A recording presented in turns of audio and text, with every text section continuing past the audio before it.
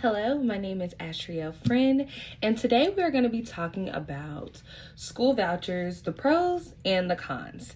So what I'm going to do is I'm recording like this, but I'm going to be looking out the side to read my slides, and then I am going to put the video down below so that we can follow along.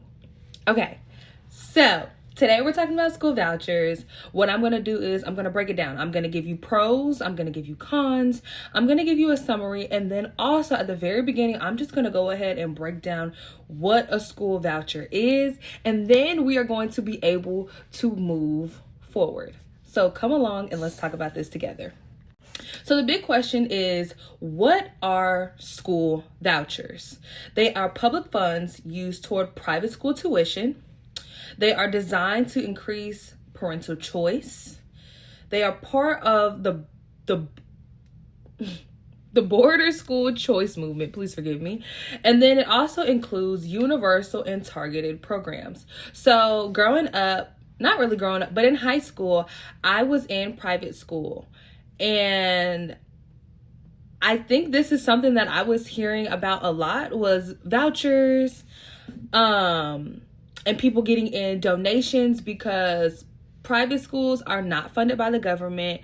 It is strictly donations or just donations. So this was this kind of hit home for me, and this was one of the main reasons why I chose to be in this group, because it kind of hits on some of the pieces that we don't really talk about enough in the private school setting, but provides us a lot of information.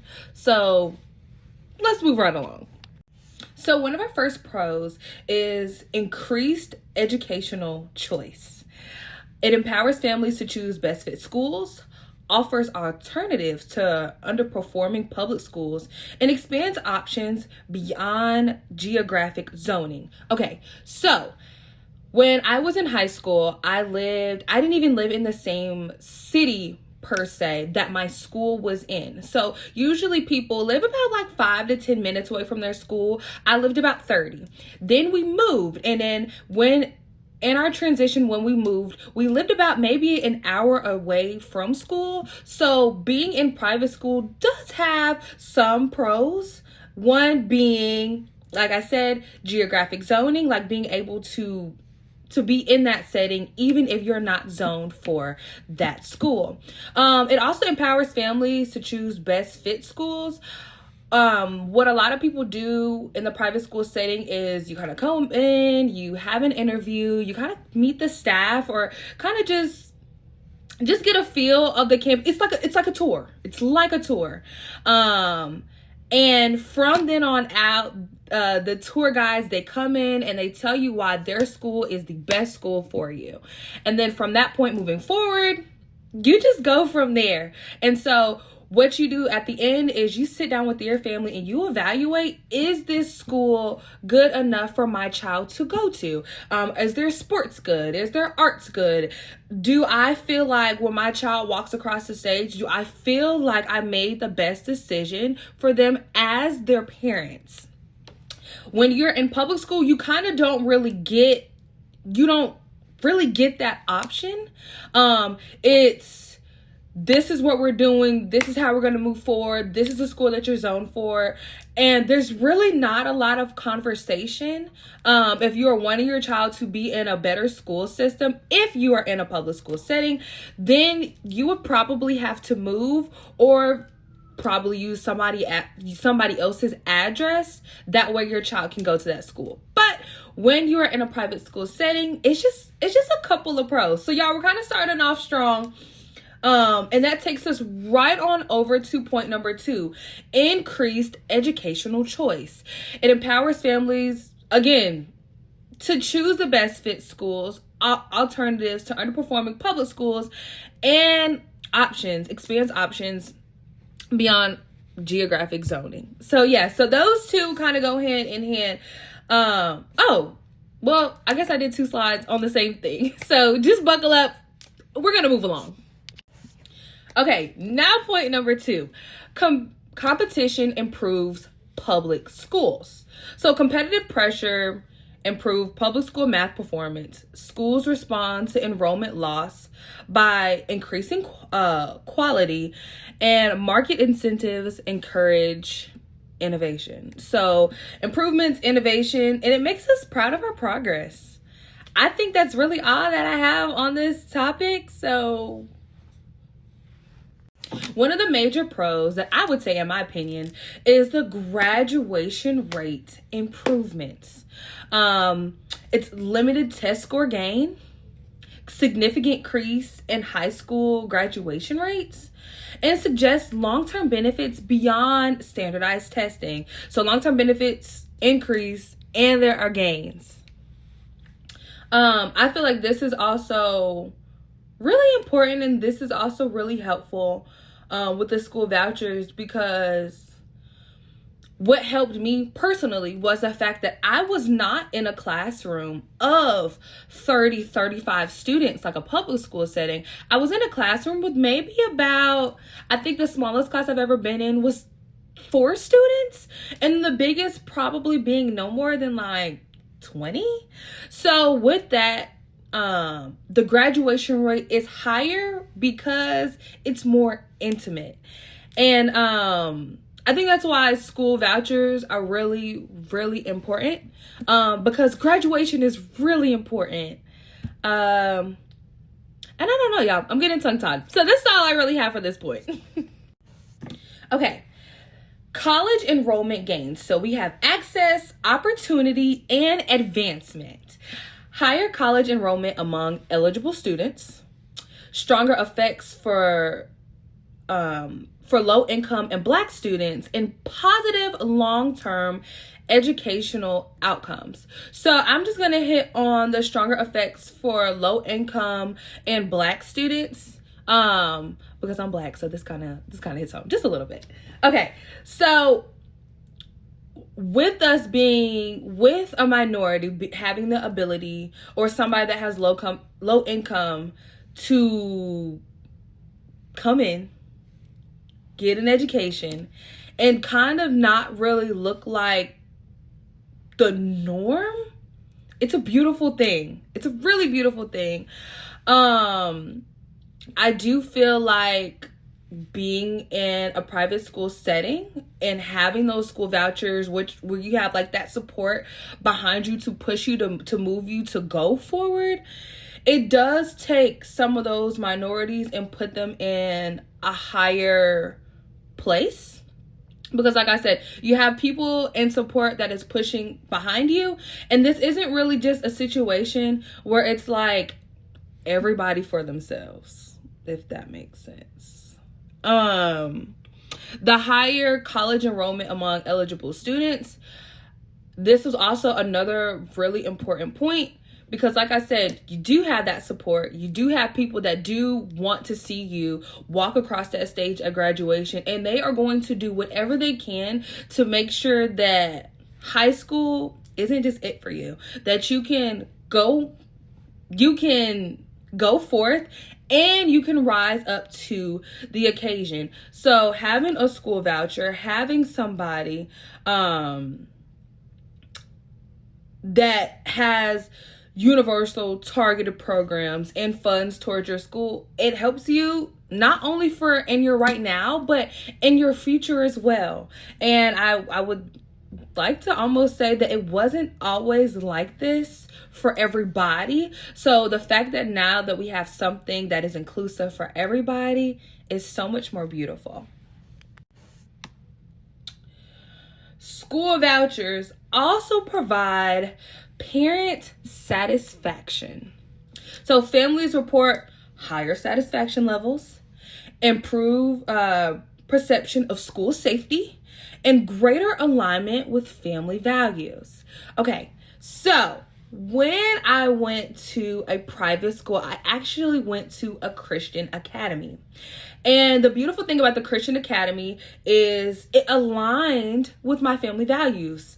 My school was Christian. I was Christian. And so things that my parents implemented at home and things that were implemented at Bible study and chapel and church, they were also implemented at school. So it was a great way to learn something at home and it also be applied at school, and there was no loss in translation. I wasn't learning about God over here and then I was learning about something else over here. The lines were very clear. This was a place where we could talk and I could take what I have learned at school and at home and bring it together for a better understanding.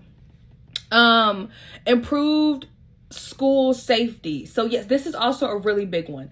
When I was in my private school, I definitely had more police officers kind of paying attention. It was a one-way in, one-way out type of system. And it may seem a little scary, but it's really not when you have the right people that's set in place.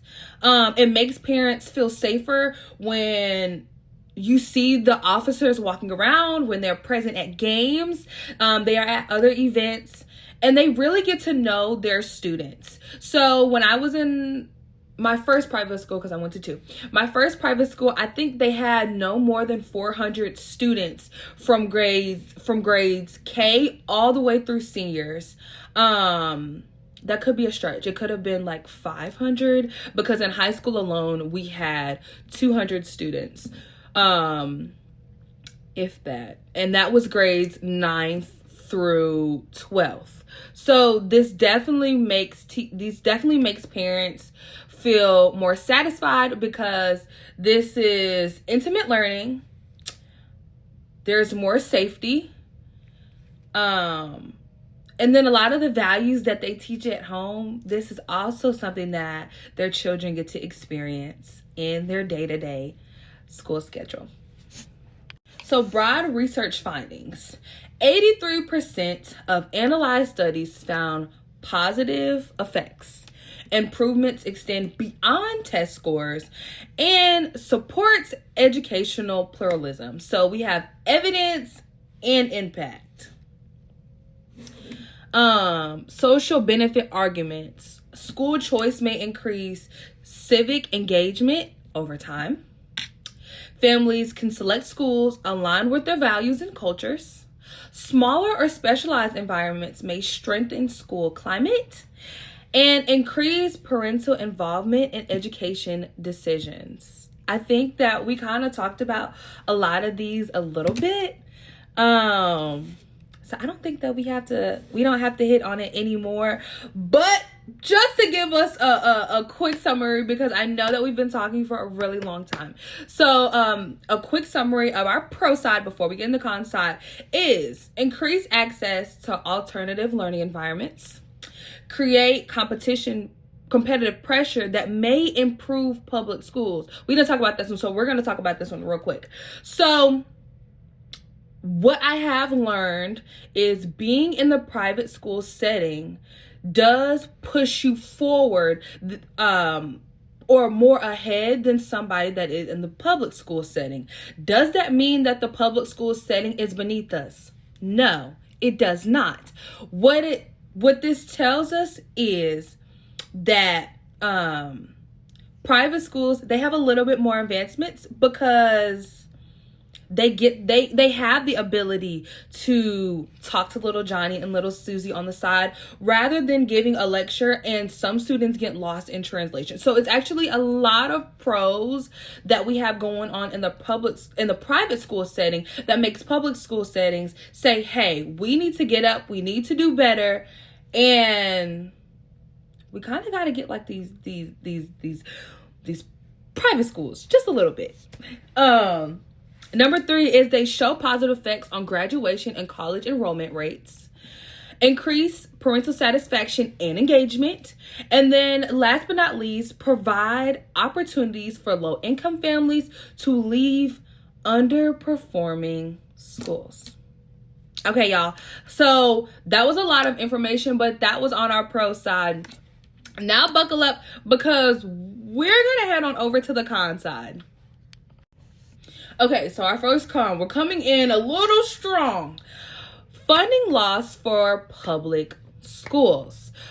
Public schools lose funding when students leave. Fixed costs remain. Staff, buildings, just to name 2. And tax property reliance increases inequality. So critics argue that diverting public funds to private institutions weaken the financial stability of neighborhood schools. I don't really have much to say about this. I think this is pretty self-explanatory. So I think that we're just going to move right on along. Tuition increases under universal vouchers. Universal vouchers increase demand for private schools. Higher demand can lead to tuition increases. Private schools may adjust pricing in response to public funding ability. Rising tuition can offset affordability benefits for vouchers. So, improvements, innovation, and then makes us proud of our progress. That's just those are some of our little stamps for this. So tuition increases. I've actually seen this a lot. And my last school, it was also a college prep school. I mean, it was also a Christian school, but it was a college prep school. And each level, instead of just having a set price for what it would be, each grade level, it was different pricing. And from kindergarten all the way up to seniors, it was way pretty heavy. And I think one of the things that we've seen is, one of the things I've noticed in school is it's important to have our babies in school. And we'll do everything that we can to put our little ones in school. But when it comes to those big ones, it's basically like you're on your own. And so tuition increases can definitely make people want to leave the school. They don't want to be a part of the program. And it's a lot of people that come to private schools for opportunities. So it could be an art scholarship or an academic scholarship or sports, whatever the case may be. But then you also kind of get in some of those low places and you realize that the tuition just may not be worth it. So then we have limited academic gains. So it's randomized control trial design used to measure impact, minimal improvement in standardized test scores, and reading and math gains were modest or statistically insignificant. So while going to private school is great and having all of these school vouchers is great, like many other things, they have some issues as well. And one of the major issues that I had faced was test scores. So by the time I had gotten to college, I just did test optional because at that point, it didn't even matter. I didn't have a choice if I was going to go to college or not. I knew I had to go to college and get a degree. So I was going, whether I had the test scores or not. I was just going to have to deal with whatever came with it by the time I actually got into the university. So minimal improvement in standardized test scores. A lot of the times it's we have minimal improvement is because people don't know. And they kind of keep some of these resources like SAT prep and college prep and ACT prep kind of under wraps. And it really matters who you know, because some teachers, they have this expectation that you're going to go out and that you're going to find it by yourself. And then there are some people like me who you don't find out about it until later on when it's almost too late.